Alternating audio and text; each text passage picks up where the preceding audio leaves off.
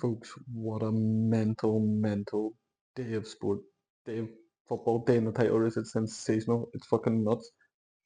I feel like I say it every week now, but like this feels like a pivotal weekend in the title race, and this weekend definitely does. But before I get into the football, we have to talk about the rugby, bros.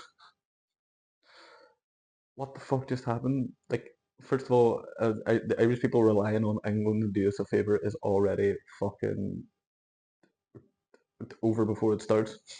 It's fuck. But England were getting fucking thrashed by France.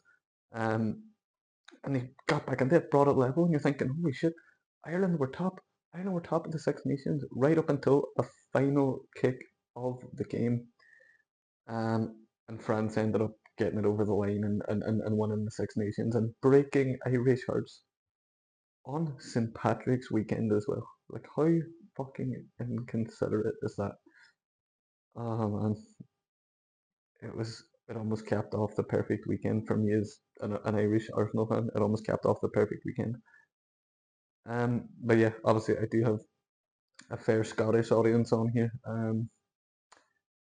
On account of me spending 6 years living in Scotland, a lot of my good mates have been messaging me all week. Oh yeah, we're gonna pump you this weekend, pal. Oh, you should do a good hiding. We're gonna hammer you. What I will say is fucking hold that. All right, get fucking humbled. All right, know your place. Um, you're the you're the kind of beta Celtic team in the Six Nations. So yeah, a small moral victory, which we can't dwell too much on because in the grand scheme of things, Ireland just falls short in the Six Nations. And congratulations to France, as much as it hurts me. They got it over the line and fair play to them. There's always next year, as I say. But yeah, back to the football. Bros, as I say, in the Premier League anyway, I feel like every week, the past couple of weekends anyway, I've been saying it was all this feels like a massive weekend in title race. This feels like a turning point. This looks back at the moment we could look back on and be like, that was it. That was when things changed. And that was when, well, I don't really don't want to say it, but when Arsenal really clicked into gear and ran away with it. Not saying Arsenal are going to run away with it, but they're in a very healthy position now. 9 points clear at the top of the Premier League table. Albeit Man City do have a game in hand and they do have to play Arsenal at the Etihad, so yeah, it's not over. But even then, if they were to win that game in hand and even beat Arsenal at the Etihad, that is still a 3 point swing after that. Still another game where Arsenal would have to fuck up. It's still in Arsenal's hands, and that is the main thing. But getting into the game anyway, like as I say, it wouldn't be an Arsenal game without fucking having your heart in your throat for the whole time. Really frustrating game at home to Everton, to be honest with you. On paper, you're probably thinking, yeah, Arsenal should get over the line in that. Obviously, Everton went in on good form, but you were probably thinking, yeah, as expected, Arsenal should go and tear them to shreds. No, no. And it was student v apprentice. It was Arteta versus David Moyes, and I tell you what, student v apprentice. Sorry, master v apprentice. I'm so dumb. Sorry, my head's been fried today. Master v apprentice, and for a large period of that game, the fucking master was showing why he was the master. Fucking Everton, credit to them. They played really well today. They were very difficult to play against. Had their chances as well. I'm thinking early on, fucking Dwight McNeil hitting the post from distance, and then it just bouncing off in Jai and going out of play. I remember I think it was given offside at the time, but upon the replay, he was very much onside. But they had a few other chances as well, like Beto, and then McNeil had a couple of chances. Actually, they were really causing problems. And you were thinking like they were dangerous on the break. Like as much as Arsenal were huffing and puffing, there was a danger there from Everton. When they went and attacked as well, but even their defending was rigid. They were frustrating. They were giving away fouls, and it was looking like it was going to be one of those days. Now there was a penalty appeal in the first half. Um, Eze, who I really didn't think had that great of a game today, I thought, oh, it was frustrating me something serious. He just was so wasteful at times, I thought. But yeah, this was one of his shining moments. He did slip a beautiful ball through the lines, and the Kai Havertz goes down after a bit of contact. from Keane, and immediately I was thinking, no, he's gone down very easy there. I was thinking that I'd be very surprised, like if that was given as a penalty and the ref waved play on, whatever as you would. But then they showed the replay, and it shows you Keane literally just scraping down the back of Havertz's heel, and it's a foul.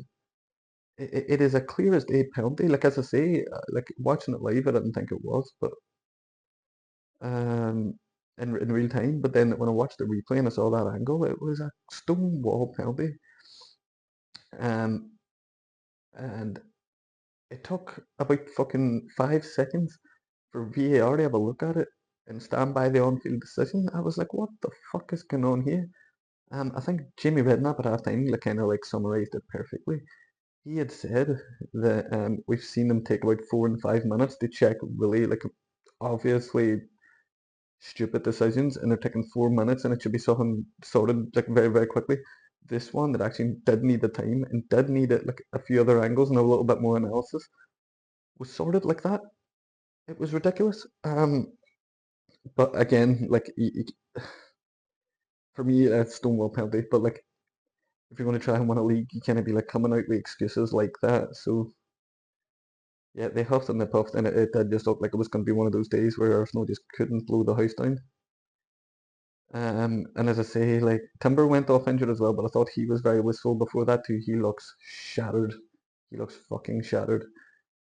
But yeah, obviously he came off, and then um, Madueke comes off as well for Max Diamond, and that was the fucking turning point. 16-year-old Max Diamond. Oh, what a player! It changed the game by himself essentially. Obviously we like it was, as I say, it was looking like it was one of them games we weren't going to get over the line. 88th minute or something, 87th or 88th. There wasn't that long left anyway. Max Diamond, you can see him even looking up out the wing. He just thinks, "Fuck it, what's this dangerous fucking ball?" And points off in Cappe and Labox, and Yaka has got an open net. They place the ball in the and Arsenal do go 1-0 up, and you're thinking, oh my god, brilliant, fucking fantastic. Obviously, Diamond's not going to get the assist for that in is, but what a pre-assist that was, and it was made by Max Diamond, and you can see it how delighted he is too in the celebrations. It was sensational. But it doesn't end there. There's 6 minutes of added time, um, and yeah, you're thinking, right, hold on, hold on, hold on. Everton are throwing everything at it, and obviously as an Arsenal fan, like as it is every week, you're stressing, like get over the line, please don't let them. Everton get a corner in the final minute. Jordan Pickford, the goalkeeper, goes up to join them. They swing the ball in and it's cleared away. Martinelli clears it. Max Diamond heads it down, takes out a player, and then fucking beats another one, and he's clean through. Fucking Jordan Pickford sprinting back. There's no goalkeeper in the net. Max Diamond just sprints the length of the pitch, slots it in, and becomes the youngest goal scorer in Premier League history. The cunt will be the most popular bastard in school in the morning. He won't have to do any homework. I'd imagine like his teachers would be like, "Oh, where's your homework?" And he'd be like, "Shut up, sir. I sent this 10 points clear." And they'd be like, "Yeah, fair enough. That's fair." And yeah, what a player! Like we can't be relying on a 16-year-old every week, but what a fucking introduction that is. Fair play to him. I'll fucking take it by Max Diamond. And as I say, yeah, Arsenal were 10 points clear, very temporarily. It was over to Man City. Now Pep Guardiola did say, if Man City didn't win today, that the league's all but done. And yeah, they weren't that great today, Man City. Now they did go 1-0 up through a bizarre cross. Like I will claim that it's a cross. He will probably claim that he meant it, but yeah, it kind of dips the goalkeeper and goes in. And I was like, what the fuck? Oh, this is going to be one of the days. There we are, Man City. They took the lead. That's probably what they were expected to do. And yeah, they're probably going to hit them for 2 or 3 now. But no, 3 minutes later, and almost poetically, West Ham get a corner. And as I say, this is the poetic bit.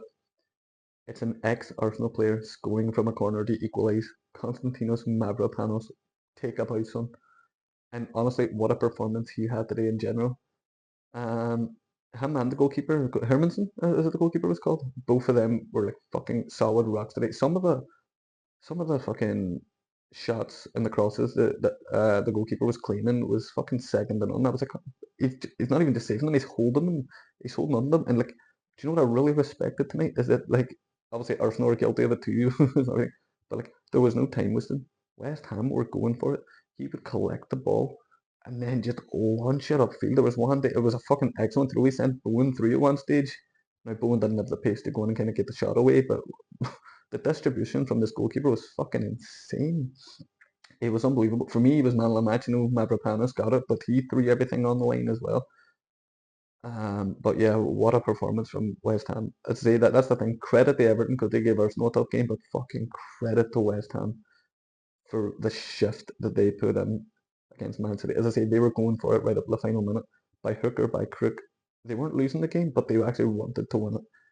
And yeah, like I don't want to hear anyone ever say Arsenal play boring football ever again because what the fuck did Man City do today? I was watching them at times. I was thinking, this is this is almost like watching Arsenal, like just struggling. They break down a low block, like sideways passing out the wing and then back in. I was like, what the fuck are they doing? Um, yeah, and Erling Haaland got slapped in the balls at one stage. That was quite funny. But yeah, things are looking exciting. If you're an Arsenal fan now, dare to dream. It's not over yet, but looking. I was going to say a Spurs thing there. To dare is to do. But like on Spurs, what a result that is for West Ham. That takes them a level on points with Spurs before they play tomorrow. And I'm telling you, Spurs can be in trouble because I don't see West Ham going down with the fight that they showed today. I see Nottingham Forest showing more fight, but that fight that West Ham showed today, them and Forest seem to have a lot more grit and a lot more determination that I've seen Spurs show thus far. And yeah, if you're a Spurs player, a Spurs fan, I'd be sleeping for way one eye open. But listen, I'm not, and I find it fucking hilarious. So yeah, fucking 9 points clear, Arsenal are now. And yeah, we just have to enjoy it and not get ahead of ourselves, but certainly enjoy it. But yeah, anyway, folks, you know the crack. Instagram here, TikTok there. If you like me talking shit, subscribe button somewhere around here too. But yeah, see you in the next one. Bye.